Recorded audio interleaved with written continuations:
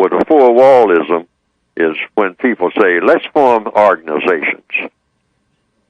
And the open airism is the one, each person, and that's what my book is directed to. The individual person being an organization and organizing around what? His or her mind, organizing around a code of thought, speech, and action.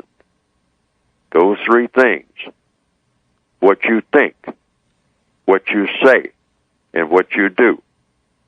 And that formulates a code. In other words, your goal is to have a code for handling every situation that you happen to be in as an individual person. Now, the four-wall concept is, here again, you're going to solve problems just like the open air.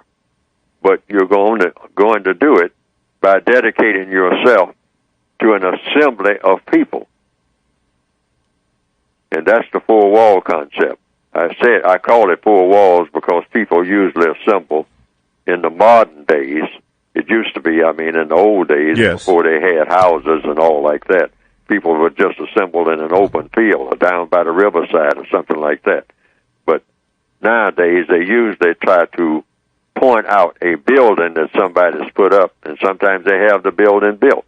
And they say, now, this building represents where we are going to be as an organization. Yes, sir. And they put that cliche term on it. Okay. And everybody goes in those four walls, they crowd in there, and they measure their power actually by how many people can squeeze into those four walls. Mm-hmm. And they say, hey, we are powerful people because when we started out, this place is pretty big, mm-hmm, all right? And we only had 10 people. Say, now we have wall-to-wall people in these four walls. And they usually regard that as a sense of power. Yes, sir. But really, logically speaking, if you're talking about counter-racist science, that's just a whole bunch of people in four walls. Okay.